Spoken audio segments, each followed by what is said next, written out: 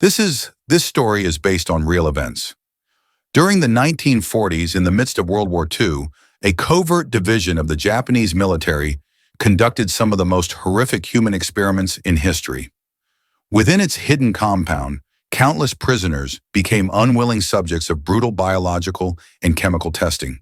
The victims included Chinese civilians, prisoners of war, and others captured from occupied regions.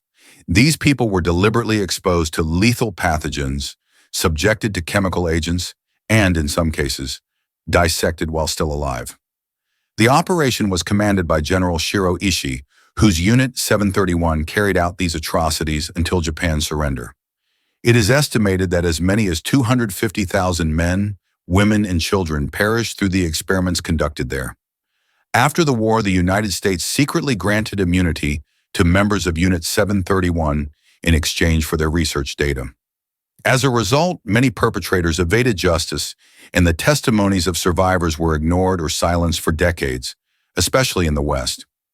Among the victims were Chinese citizens, Soviet soldiers, Koreans, and others from territories under Japanese occupation. Despite the undeniable evidence of their crimes, many of those involved lived freely after the war. Based on a true story.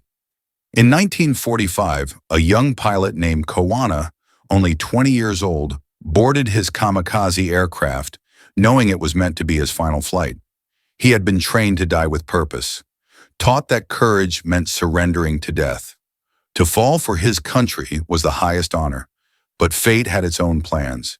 His mission wasn't a drill, it was a one-way strike against American ships.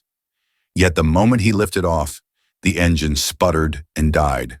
His plane never reached the sea. He lived, not through choice, but through failure. Ordered to try again, he faced the sky a second time.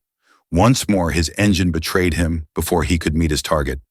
A third attempt sent him crashing into the ocean. Forced to abandon the mission with two fellow pilots, they swam for hours before washing ashore on a remote island, alive, but burdened by survival. When Japan surrendered soon after, Kawana returned home, not as a hero, but as a man marked by shame. In a culture that praised death for duty, living felt like a betrayal. He grew old in silence. No medals, no glory, only memories that would not fade. The kamikaze became ghosts of history, unspoken, uncelebrated, uncondemned. Kawana never asked why he survived. He did not see it as mercy, only accident. And yet, his story endures, not of death, but of the quiet weight of living when others